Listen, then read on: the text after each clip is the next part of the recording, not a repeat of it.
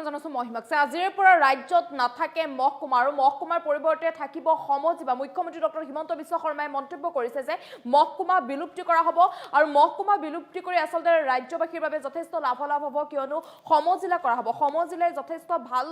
খবৰ আনিব বা যথেষ্ট লাভ হ'ব ৰাজ্যবাসীৰ আজিৰ পৰা ৰাজ্যত নাথাকে মহকুমা এই কথা ঘোষণা কৰিছে মুখ্যমন্ত্ৰী ডক্টৰ হিমন্ত বিশ্ব শৰ্মাই মহকুমাৰ বিপৰীতে থাকিব সমজিলা থকাৰ কথা উল্লেখ কৰিছে মহকুমা নাথাকে মহকুমাৰ পৰিৱৰ্তে সমজিলা থাকিব আৰু সমজিলাৰ পৰা যথেষ্ট লাভালাভ হ'ব ৰাজ্যবাসী মহকুমাৰ ব্যৱস্থা বিলুপ্তিৰ কথা জনালে মুখ্যমন্ত্ৰী ডক্টৰ হিমন্ত বিশ্ব শৰ্মাই এই কথা ঘোষণা কৰিছে মুখ্যমন্ত্ৰীগৰাকীয়ে জিলা আয়ুক্তৰ সমানে থাকিব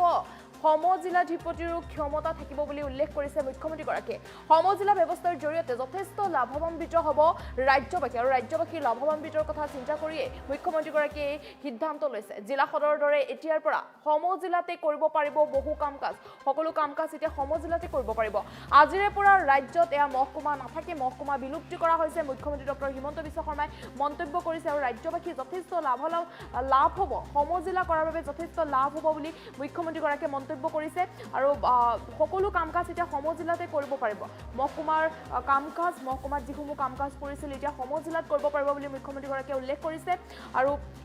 যথেষ্ট ৰাজ্যবাসীৰ যথেষ্ট লাভ হ'ব এই সমজিলা কৰাৰ বাবে জিলা সদৰৰ দৰে এতিয়া সকলো কাম-কাজ এতিয়া সমজিলাতে কৰিব পাৰিব বহু কাম-কাজ সমজিলাতে কৰিব পাৰিব বুলি মুখ্যমন্ত্ৰীগৰাকীয়ে মন্তব্য কৰিছে মুখ্যমন্ত্ৰীগৰাকীয়ে এই কথা ঘোষণা কৰিছে আৰু এয়া আজিৰ পৰা ৰাজ্যত মহকুমা নাথাকে মহকুমাৰ বিপৰীতে সমজিলা থাকিব আপুনি সমজিলাৰ সকলো কাম-কাজ কৰিব পাৰিব আৰু মহকুমাৰ বিপৰীত মহকুমা ব্যৱস্থাৰ বিলুপ্তিৰ কথা জনাইছে মুখ্যমন্ত্ৰী ডক্টৰ হিমন্ত বিশ্ব শৰ্মাই জিলা আয়ুক্তৰ সমানে থাকিব সমজিলাধিপতিৰ ক্ষমতা থাকিব বুলি মুখ্যমন্ত্ৰীগৰাকীয়ে উল্লেখ কৰিছে আৰু সমজিলাৰ ব্যৱস্থাৰ জৰিয়তে যথেষ্ট লাভ হ'ব ৰাজ্যবাসীৰ আৰু ৰাজ্যবাসীৰ যথেষ্ট ভাল হ'ব বা লাভ হ'বৰ বাবে মুখ্যমন্ত্ৰীগৰাকীয়ে সিদ্ধান্ত লৈছে বা এই ঘোষণা কৰিছে বুলি উল্লেখ কৰিছে যথেষ্ট লাভ হ'ব আৰু যথেষ্ট ভাল হ'ব ৰাজ্যবাসীৰ যিহেতু মহকুমাৰ যিসমূহ কাম-কাজ আছিল এতিয়া সমজিলাতে কৰিব পাৰিব মহকুমা বিলুপ্তি কৰা হৈছে আজিৰে পৰা মহকুমা নাথাকে বুলি মুখ্যমন্ত্ৰীগৰাকীয়ে মন্তব্য কৰিছে মুখ্যমন্ত্ৰীগৰাকী মহকুমা প্ৰসংগত কৰা মন্তব্য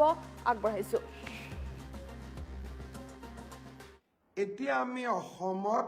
মহকুমা ব্যৱস্থাটোৰ বিলুপ্তি কৰিছোঁ অহাকালিৰ পৰা আমাৰ ৰাজ্যত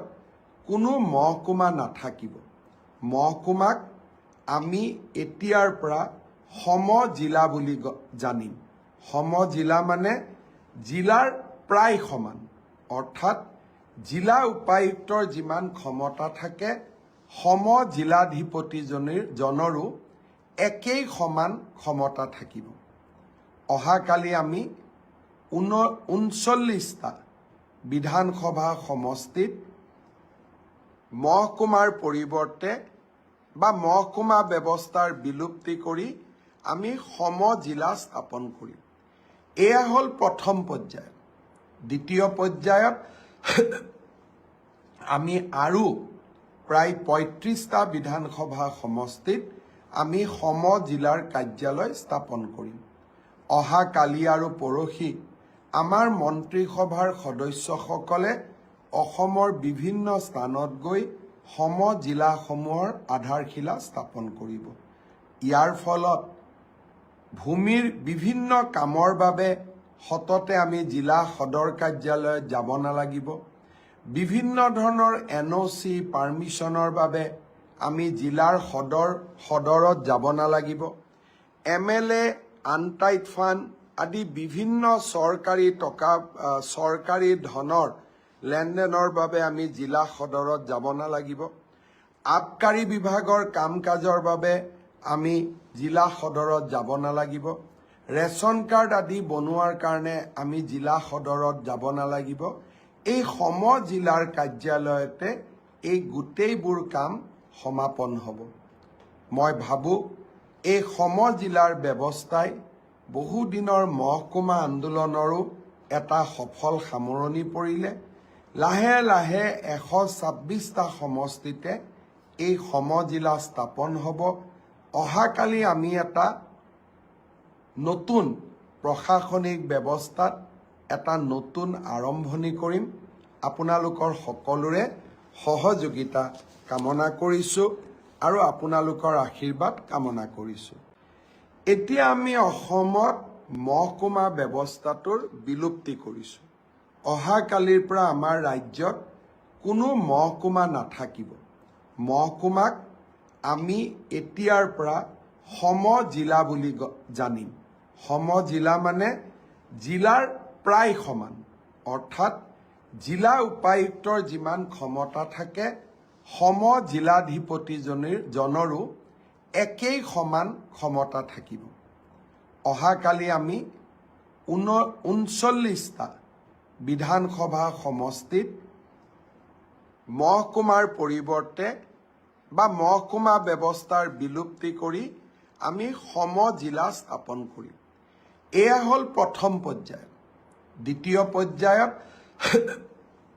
আমি আৰু প্ৰায় 35টা বিধানসভা সমষ্টিত আমি সমজিলাৰ কাৰ্যালয় স্থাপন কৰিম। অহাকালি আৰু পৰহি আমাৰ মন্ত্ৰীসভাৰ সদস্যসকলে অসমৰ বিভিন্ন স্থানত গৈ সমজিলাসমূহৰ আধাৰশিলা স্থাপন কৰিব। ইয়াৰ ফলত ভূমিৰ বিভিন্ন কামৰ বাবে সততে আমি জিলা সদৰ কাৰ্যালয়ত যাব নালাগিব। বিভিন্ন ধৰণৰ NOC পাৰ্মিশ্যনৰ বাবে আমি জিলাৰ সদৰত যাব নালাগিব। MLA আনটাইড ফাণ্ড আদি বিভিন্ন চৰকাৰী ধনৰ লেনদেনৰ বাবে আমি জিলা সদৰত যাব নালাগিব। আবকাৰী বিভাগৰ কাম কাজৰ বাবে আমি জিলা সদৰত যাব নালাগিব। ৰেচন কাৰ্ড আদি বনোৱাৰ কাৰণে আমি জিলা সদৰত যাব নালাগিব। এই সমজিলাৰ কাৰ্যালয়তে এই গোটেইবোৰ কাম সমাপন হ'ব। মই ভাবোঁ এই সমজিলাৰ ব্যৱস্থাই বহুদিনৰ মহকুমা আন্দোলনৰো এটা সফল সামৰণি পৰিলে। লাহে লাহে 126টা সমষ্টিতে এই সমজিলা স্থাপন হ'ব। অহাকালি আমি এটা নতুন